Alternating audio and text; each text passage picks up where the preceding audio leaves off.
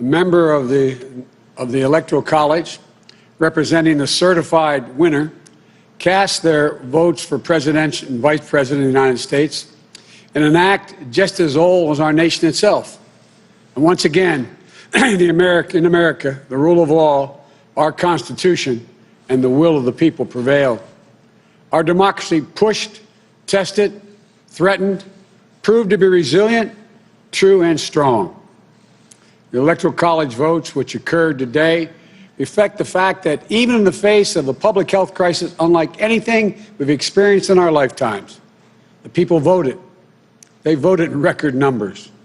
More Americans voted this year than have ever voted in the history of the United States of America. Over 155 million Americans were determined to have their voices heard and their votes counted. In the start of this pandemic, this crisis, many were wondering how many Americans would actually vote at all. But those fears proved to be unfounded. We saw something very few predicted, even thought possible.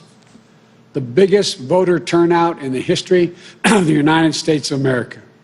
A number so big that this election now ranks as the clearest demonstration of the true will of the American people.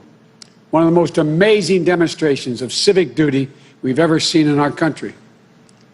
It should be celebrated, not attacked. More than 81 million of those votes were cast for me and Vice President-elect Harris. That, too, is a record. More than any ticket has received in the history of America. It represents a winning margin of more than 7 million votes over the number of votes cast for my opponent. Together, the Vice President-elect Harris and I earned 306 electoral votes, well exceeding the 270 electoral votes needed to secure victory. 306 electoral votes is the same number of electoral votes that Donald Trump and Vice President Pence received when they won in 2016. Excuse me. At the time, President Trump called the Electoral College tally a landslide. By his own standards, these numbers represented a clear victory then, and I respectfully suggest they do so now. If anyone didn't know before, they know now.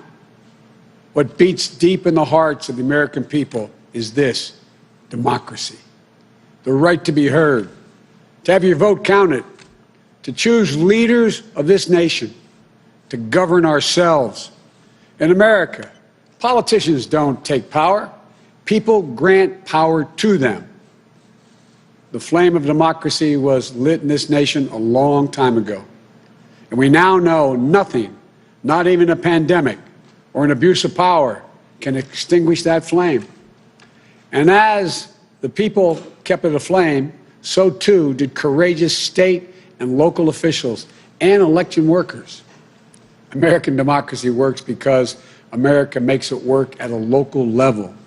One of the extraordinary things we saw this year was that everyday Americans, our friends and our neighbors, often volunteers, Democrats, Republicans, independents, demonstrating absolute courage.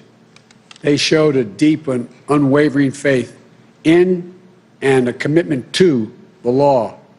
They did their duty in the face of a pandemic. And then they could not and would not give credence to what they knew was not true. They knew this election was overseen by them, it was honest, it was free, and it was fair. They saw it with their own eyes, and they wouldn't be bullied into saying anything different. It was truly remarkable, because so many of these patriotic Americans are subject to so much, enormous political pressure, verbal abuse, and even threats of physical violence. While we all wish that our fellow Americans in these positions will always show such courage and commitment to free and fair elections, it is my sincere hope we never again see anyone subjected to the kind of threats and abuse we saw in this election. It's simply unconscionable. We owe these public servants a debt of gratitude. They didn't seek the spotlight. And our democracy survived because of them, which is proof, once more, that it's everyday Americans infused with honor, character, and decency that is the heart of this nation. You know, in this election, their integrity was matched by their strength, independence, and the integrity of our judicial system. In America, when questions are raised about the legitimacy of any election, those questions are resolved through the legal processes. And that's precisely what happened here. The Trump campaign brought dozens and dozens and dozens of legal challenges to test the result. They were heard again and again. And each of the times they were heard, they were found to be without merit. Time and again, President Trump's lawyers presented arguments to state officials, state legislatures, state and federal courts, and ultimately to the United States Supreme Court twice. They were heard by more than 80 judges across this country, and in every case, no cause or evidence was found to reverse or question or dispute the results. A few states went for recounts. All the counts were confirmed. The results in Georgia were counted 3 times. Didn't change the outcome. The recount conducted in Wisconsin actually saw our margin grow. The margin we had in Michigan was 14 times the margin President Trump won that state by 4 years ago. Our margin in Pennsylvania was nearly twice the size of the Trump margin 4 years ago. And yet, none of this has stopped baseless claims about the legitimacy of the results. Even more stunning, 17 Republican attorneys general and 126 Republican members of the Congress actually signed on to a lawsuit filed by the state of Texas. That lawsuit asked the United States Supreme Court to reject the certified vote counts in Georgia, Michigan, Pennsylvania, and Wisconsin. This legal maneuver was an effort by elected officials and one group of states to try to get the Supreme Court to wipe out the votes of more than 20 million Americans in other states, and to hand the presidency to a candidate who lost the Electoral College, lost the popular vote, and lost each and every one of the states whose votes they were trying to reverse. It's a position so extreme, we've never seen it before. A position that refused to respect the will of the people, refused to respect the rule of law, and refused to honor our Constitution. Thankfully, a unanimous Supreme Court immediately and completely rejected this effort. The court sent a clear signal to President Trump that there would be no part of an unprecedented assault on our democracy.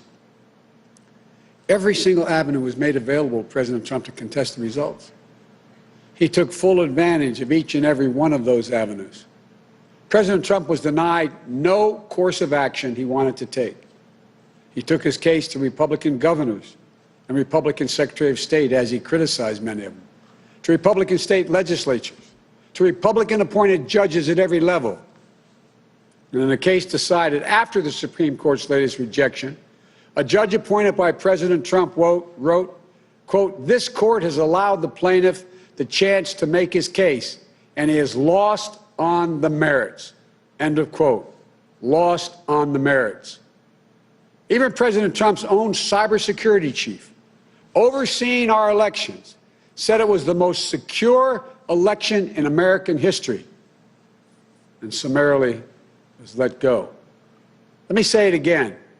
His own cybersecurity chief, overseeing this election, said it was the most secure in American history. You know, respecting the will of the people is at the heart of our democracy, even when we find those results hard to accept. But that's the obligation of those who've taken on a sworn duty to uphold the Constitution. 4 years ago, when I was the sitting vice president of the United States, it was my responsibility to announce the tally of the Electoral College votes in the joint session of Congress that voted to elect Donald Trump. I did my job. And I'm pleased, but not surprised, by the number of my former Republican colleagues in the Senate who have acknowledged already the results of the Electoral College. I thank them, and I'm convinced we can work together for the good of the nation on many subjects. That's the duty owed to the people, to our Constitution, to our history. You know, in this battle for the soul of America, democracy prevailed. We, the people, voted. Faith in our institutions held. The integrity of our elections remains intact. And now it's time to turn the page, as we've done throughout our history, to unite, to heal. As I said in this campaign, I will be president for all Americans. I'll work just as hard for those of you who didn't vote for me as I will for those who did. There's urgent work in front of us. Getting this pandemic under control and getting the nation vaccinated against this virus. Delivering immediate economic help so badly needed by so many Americans who are hurting today. And then building our economy back better than it ever was. In doing so, we need to work together to give each other a chance to lower the temperature. And most of all, we need to stand in solidarity as fellow Americans, to see each other, our pains, our struggles, our hopes, and our dreams. We're a great nation. We're good people.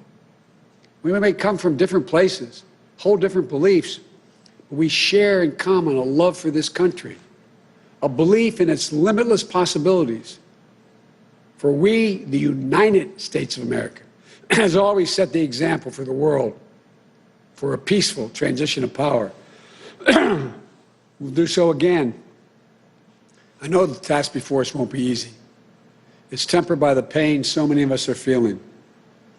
Today, our nation passed a grim milestone, 300,000 deaths due to this COVID virus. My heart goes out to each of you in this dark winter of the pandemic, about to spend the holidays and the new year with a black hole in your hearts, without the ones you loved at your side. My heart goes out to all of you who have fallen in hard times through no fault of your own, unable to sleep at night, staring at the ceiling, and weighed down by the worry of what tomorrow will bring for you, and equally important for your family. But we've faced difficult times before in our history. I know we'll get through this one, but together. That's how we get through it, together. So as we start the hard work to be done, may this moment give us the strength to rebuild this house of ours upon a rock that can never be washed away. As in the prayer of St. Francis, for where there is discord, union. Where there is doubt, faith. Where there is darkness, light. This is who we are as a nation. This is the America we love. And that is the America we're going to be. So thank you all. May God bless you. And may God protect our troops and all those who stand watch over our democracy. Thank you.